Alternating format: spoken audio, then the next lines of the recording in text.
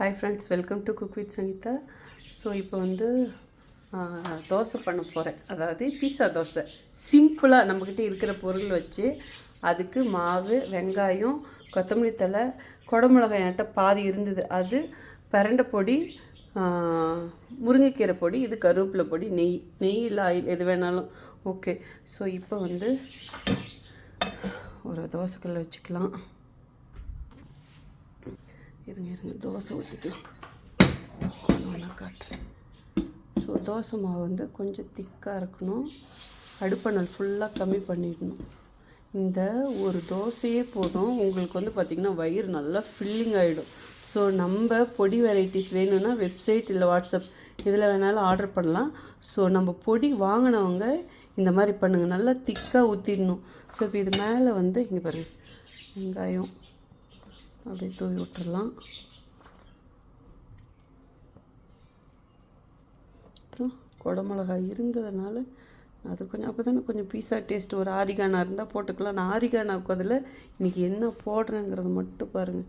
கொஞ்சம் கொத்தமல்லி தழை போட்டுக்குவோம். நான் கம்பெனியில் இருந்து அப்படியே அவசரமாக ஓடி வந்தேன். ஓகே, எனக்கு சரியான பசிங்க. ஓகே, இப்போ வந்து மேலே பொடியை தூவிக்கலாம். நம்மளோட பொடி பிரண்டை பொடி அவ்வளோ ஹெல்த்தி. கை கால் வலி, முட்டி வலி, இந்த வலிக்கெல்லாம் அப்படியே மேலே தூவி விட்றேன். ஓகே, பிரண்டை பொடி. இது வந்து முருங்கைக்கீரை பொடி. நான் அவசரத்தில் கொஞ்சம் அங்கே அப்படி அப்படியே தூவுறேன். நல்லா பரவலாக தூவி விடுங்க. ஓகே, அதுக்கப்புறம் கொஞ்சம் இது கருவேப்பிலை பொடி. இருங்க அதையும் எடுத்துக்கிறேன். என்னால் நானே கேமரா பிடிச்சிக்கிட்டு என்னால் பண்ண முடியல. அவ்வளோதாங்க. இது மேலே வந்து இப்போ நெய் ஊற்றிடும். ஓகே, வேணுங்கிற அளவு நெய்யில் நான் கோகனட் ஆயில் கூட சில டைம் ஊற்றுவேன். மாற்றி ஊற்றி சாப்பிடணும். இதுக்கு கொஞ்சம் வந்து ஆயில் இருக்கணும், அப்போ தான் டேஸ்ட் நல்லாயிருக்கும். ஓகே, நெய் சும்மாவே சாப்பிடலாம்.